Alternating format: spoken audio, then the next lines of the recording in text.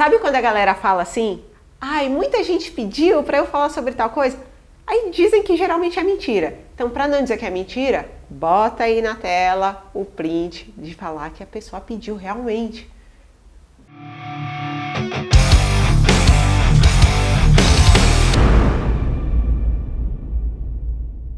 Sempre que eu falo do panda nas redes sociais, as pessoas fazem perguntas sobre a condição dele, e mais precisamente sobre como é que eu descobri que ele estava no espectro autista. Então, a condição dele... Ai, caralho, pera. A condição dele nunca foi pra mim um problema, algo que as pessoas ficam, ai, mas você pode falar sobre isso? Posso, eu posso, ele pode, e a gente acha super tranquilo falar sobre o autismo. O que as pessoas perguntam na real é como que a gente descobriu que ele estava no espectro? Então, o mais interessante é, a primeira pessoa que descobriu foi a minha mãe. Mãe não erra. A minha mãe, quando o panda era bem bebezinho, acho que ele não tinha nem 1 ano ainda, alguns comportamentos dele eram muito característicos e ela falou, eu acho que esse menino é autista. A minha reação foi, não fala comigo, tipo, para de ser doida. E eu fiquei muito brava. Mas assim, ele não olhava pra gente, todos os brinquedos dele, todas as coisas, ele usava como bateria. Carrinho, pote, qualquer coisa, a função podia ser muito clara. A bola, você sabe que a bola é para jogar, para ele a bola era para batucar. Então, todas essas coisinhas, ele era muito nervoso, a resposta dele sempre foi muito além daquilo que deveria ser. Então, às vezes, uma coisa muito pequena provocava nele uma reação muito grande. E ele se jogava, chorava até perder o fôlego. E eu ia observando e eu pensava, é uma característica dele. Não via como um problema. Apesar de que às vezes, sim, era um problema. Ele não tinha seletividade alimentar, ele não tinha algumas outras características que sempre perguntam se eu observava isso e não, ele não tinha. Agora, questões sensoriais eram muito claras, mas eu não entendia. Então, o panda nunca deixou que molhasse o rosto dele. Então, para tomar banho era muito difícil lavar o rosto. Até hoje, ele desvia a água do rosto e da cabeça porque ele não gosta de molhar.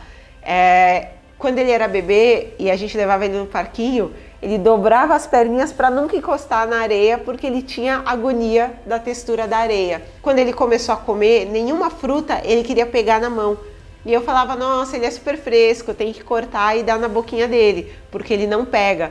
Ele tinha absoluto horror da textura das coisas na mão dele. Então, se mudasse o tecido do lençol, ele não conseguia dormir. Questão de temperatura. Ele toma banho, às vezes, tão quente que ele se queima e ele não percebe. Então, são coisas que, para mim, eu não entendia que aquilo era uma questão sensorial.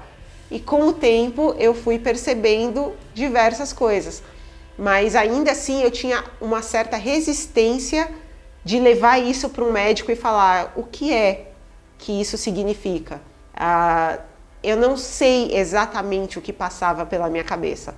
Até que chegou a idade escolar ali de 1ª série e a professora e a diretora me chamaram e disseram que ele tinha comportamentos muito violentos a qualquer coisa. Então pediu para trocar de lugar. Ele se jogava, ele jogava a cadeira, ele gritava, puxava o cabelo. Pedia para ele fazer alguma coisa que ele não queria, ele respondia de forma agressiva. E a escola falou, a gente precisa ter um laudo para que ele consiga frequentar as aulas de uma forma em que a gente possa se adaptar à forma como ele lida com as coisas. E eu falei, que é um laudo do quê? E aí levei ele até a pediatra. Cara, a pediatra falou que eu tava vendo coisas onde não tinha. Então eu levei ele até o neuro.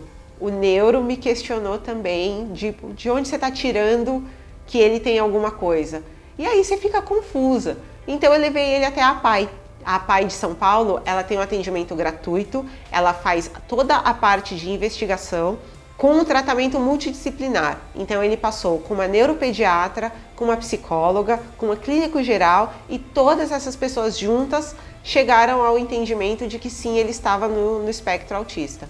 No momento em que eu fui receber a confirmação, é muito estranho, porque ela falava comigo e para mim ficou um eco enorme passando na sala. A sala ficou grande e eu fiquei sem saber reagir.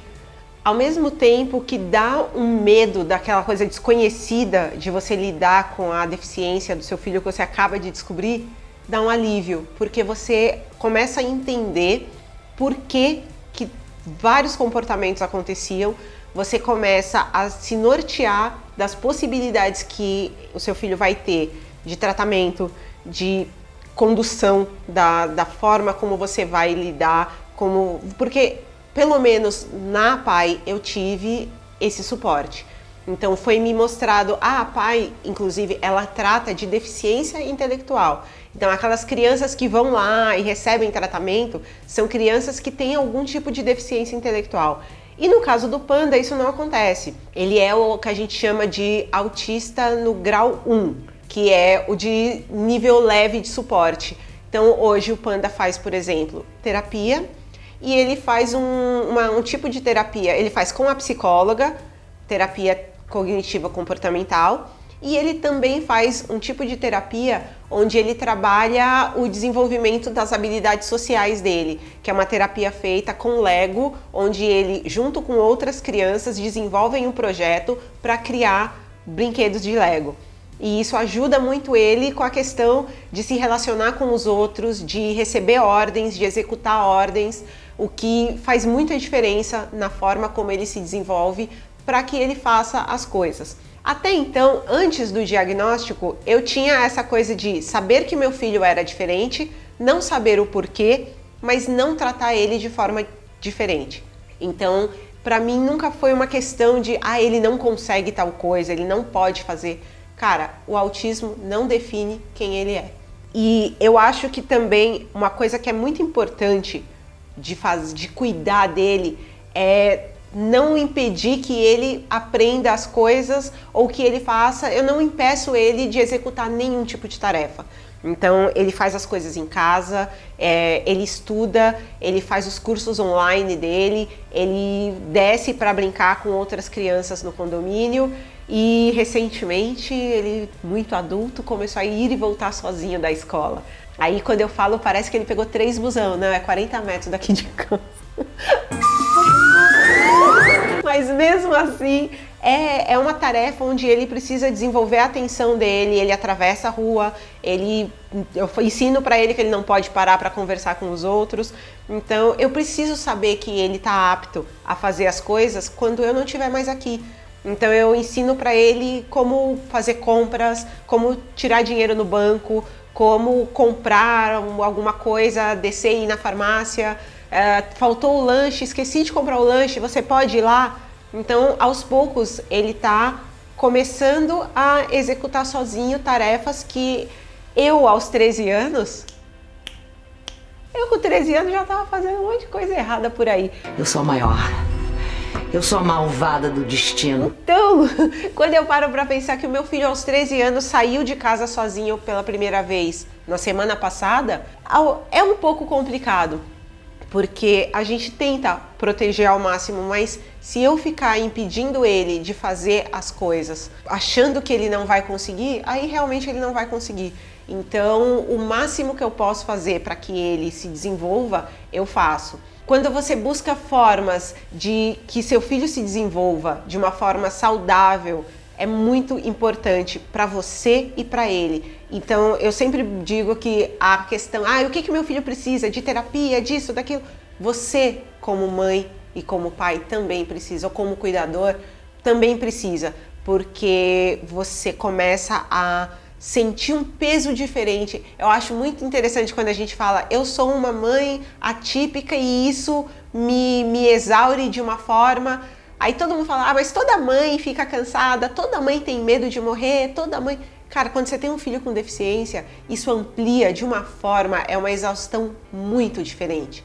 Porque a gente tem uma pessoa que depende muito mais da gente. E você sabe a forma como eu cuido do meu filho, como eu proporciono as experiências para ele, é uma forma que mais ninguém vai fazer. Então, e eu tenho que deixar isso muito ciente para ele. Eu falo, o que eu faço por você, você não vai ter na escola, você não vai ter entre os seus amigos, você não vai ter no mercado de trabalho, você não vai ter na rua. Então, é uma coisa que ele também tem que estar muito ciente. E é difícil, é muito difícil explicar tudo isso. Então, eu falo muito que eu estou patinando no mundo da maternidade atípica, apesar de ter 5 anos que o Panda foi diagnosticado. Eu busco informações nas redes sociais, eu fiz muita amizade com outras mães atípicas e a gente dividindo e compartilhando essas informações vai deixando tudo mais leve, a gente vai vendo o que funciona, o que não funciona e, cara, o que tem de informação errada por aí é muito. Então, tem que ter um cuidado. Você vai ouvir que, seu filho é autista. Meu, é maravilhoso. O autista não pode comer tal coisa. Autistas não podem ver TV. Autista, cara, não é ver TV, não é tomar vacina, não é isso que vai fazer, não é comer pão que vai fazer o seu filho ser autista. Então, tem muita coisa, muita desinformação, tem muita questão para você ficar calma e a gente está sempre aqui. Então não se esquece de deixar o seu like, não se esquece de comentar, passar esse vídeo para uma outra mãe, porque é importante você buscar informação, é importante você estar bem com você mesma. Tem aquela história no avião, que se o avião estiver caindo, você primeiro coloca em você a máscara e depois você coloca no seu filho. Se você não estiver bem, você não vai cuidar bem do seu filho. Então a gente está aqui porque todas as mães juntas conseguem fazer. A gente precisa da aldeia para criar um filho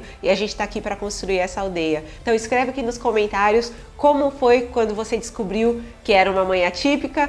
Conta para mim se você já desconfiou que o seu filho tem alguma deficiência e você está com medo de buscar essa informação ou não sabe como buscar, que a gente está aqui para ajudar. Não vai pegar ele, né? O bicho é muito grande. Ó, vem, você vai conseguir se ver ali, o animal. Vem cá, abaixa e dá um beijo na mãe. Pronto, a gente pode usar isso no final do vídeo. Tranquilo. Não, o Panda passou por aqui. É isso. Falou.